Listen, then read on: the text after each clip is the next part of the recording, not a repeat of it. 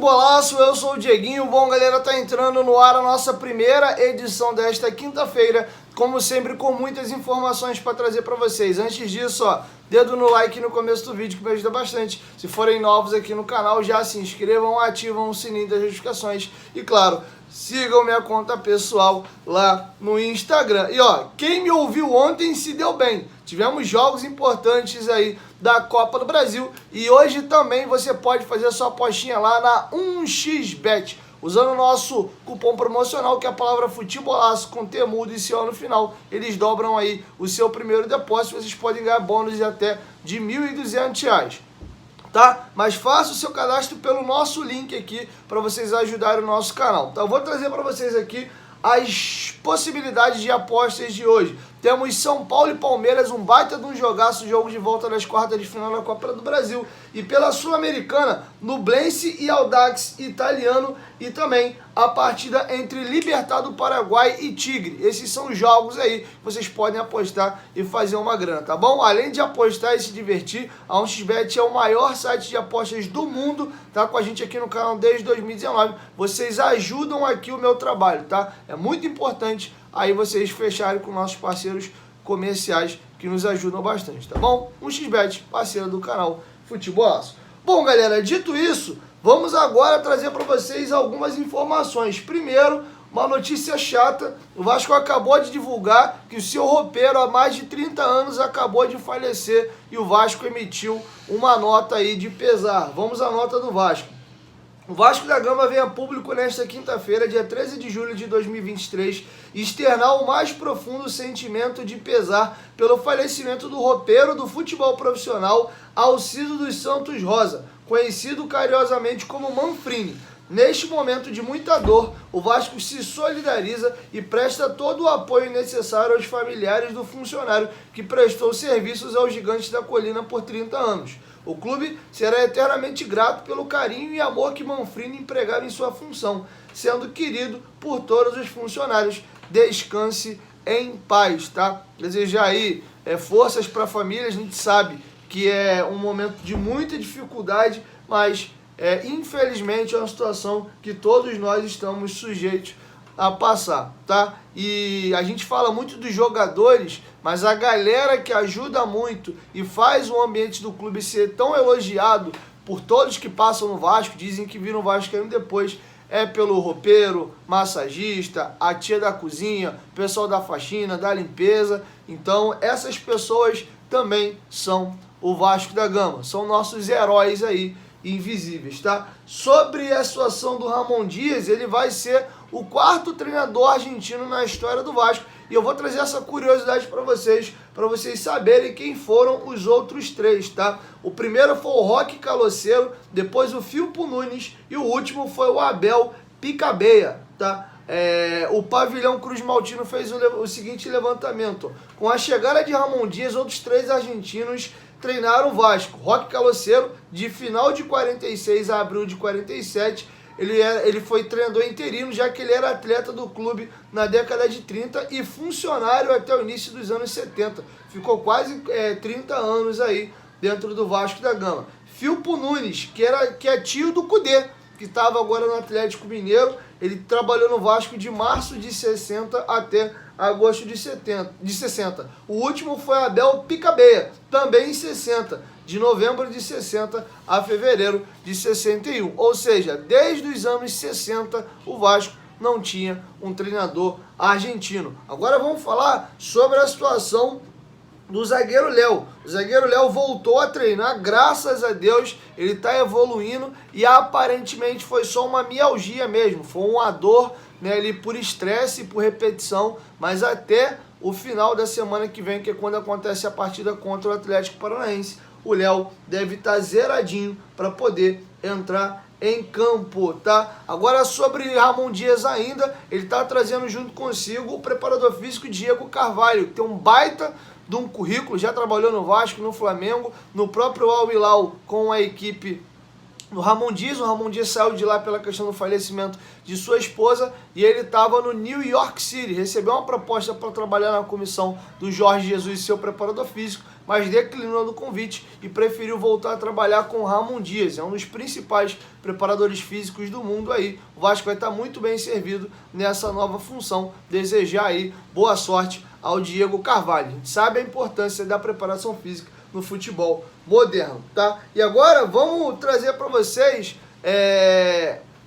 um trecho do programa da ESPN chilena falando a respeito de Gary Medel. Jogador, tem muito cartaz, o jogador que mais vestiu a camisa da seleção chilena. E olha, discutiram um tempão sobre Vasco da Gama e também sobre Gary Medel lá na ESPN chilena. É bacana você ver o nome do Vasco aí sendo debatido internacionalmente. A gente passou por isso, por exemplo, quando o Fred Guarim veio para cá. O nome do Vasco era muito debatido na Colômbia e o Germancano também trouxe algumas páginas internacionais ao Vasco da Gama. É sempre importante ter esse tipo de atleta no elenco que ajuda a internacionalizar a marca do clube também. Mas vamos saber de campo e bola, o que Gary Medel pode agregar ao Vasco, segundo os companheiros do Chile. Hoy día mismo Brasil es un apéndice de Europa, es una liga más, es una liga europea más, en tanto puesta en escena, el nivel de competitividad de los equipos, el presupuesto para entrenadores y para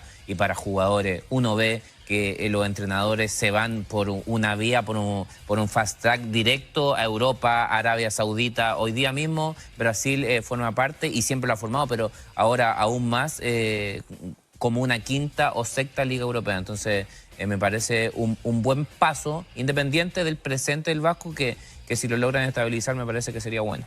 Yo creo que el que haya llegado Arturo, Eric, mismo Edu Vargas al Brasileirao con antelación a Gary, son antecedentes que él los tiene en cuenta a la hora de hacer su puesta a punto, a la hora de evaluar la liga. Yo creo que Gary sabe del desafío que viene, porque siento que también le tiene mucho respeto, de ese respeto bueno, ¿no? ¿Sabes qué? Para mí va a ser desafiante, yo esto lo miro con la mayor seriedad porque entiendo que hay una exigencia. Las exigencias hoy día mismo en el Brasileirao son similares a las de estar en Europa, entonces yo creo que es un muy buen paso más allá. Hasta más. Claro. Exigente en cuanto a la competición en los días. Desde lo cultural, por ejemplo. Desde lo cultural, desde el día a día, Brasil es muy competitivo. Y está bueno que tome un desafío como este. Uno es medio egoísta y siempre estamos mirando para allá y para la selección. Nos conviene que esté con continuidad. Vamos a ver en qué puesto lo va a utilizar. ¿Ah? Sí. A mí Gary me gusta de central, no sé, el puesto que más me gusta. Creo que el que mejor maneja. En esta etapa de su carrera. Sí, puede jugar de contención, sí, lo ha hecho en innumerables ocasiones y lo puede hacer bien, sí, pero me gusta mucho de central. Ahora, él lo único que decía era, puede ser que vuelva a Sudamérica solo a jugar a la Católica, en este caso decide echar pie atrás y venir a jugar un equipo que me parece le hizo una oferta interesante. Sí. Sí, es un desafío grande también, o sea, un jugador como Gary Medel, venir a agarrar un fierrito caliente en Brasil, sabiendo, porque es complicado en Brasil. En Vasco, a nosotros cuando el equipo estaba mal, yo estaba en Vasco, nos fueron a apretar un día, ¿sabes qué? Eran 20 tipos de 4,5 metros cada uno y cuál con más cara más malo que el otro.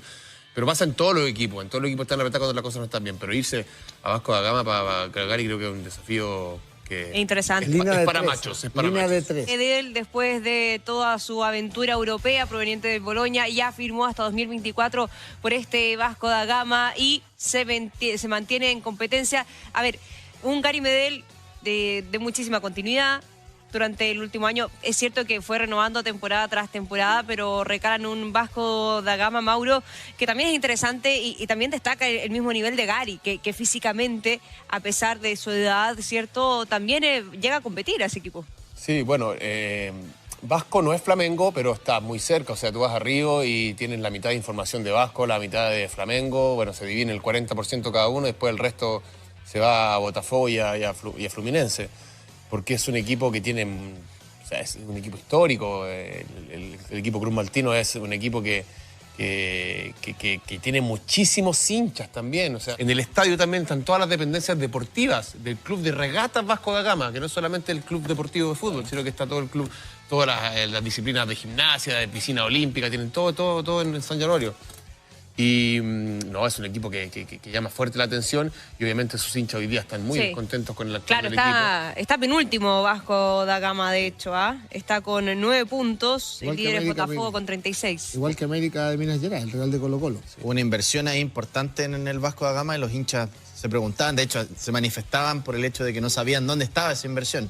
Ahora, con la llegada de Gary Medel, a mí me parece que es de los jugadores más confiables, que se ha mantenido muy bien a lo largo del tiempo. Lamentablemente las cosas no se dieron para que tuviera tanta regularidad en Boloña, pero estoy seguro que es muy difícil que le vaya mal acá en Sudamérica con la exigencia que va a tener. Richie es un jugador que sabe jugar pegado al arquero y sabe jugar con 60 metros a la espalda de él también. Entonces, porque se maneja muy versátil. Qué buen punto. O sea, no le va a incomodar ir a atacar, ir a presionar muy alto, ni por su edad, ni por su físico, porque está impecable, ni tampoco meterse atrás, ir a pelear, ir a hacer la guerra, ir a saltar, a meter codazo arriba, porque está en su ADN la competición en todos los ámbitos y en todos los sentidos de los momentos de los partidos de fútbol.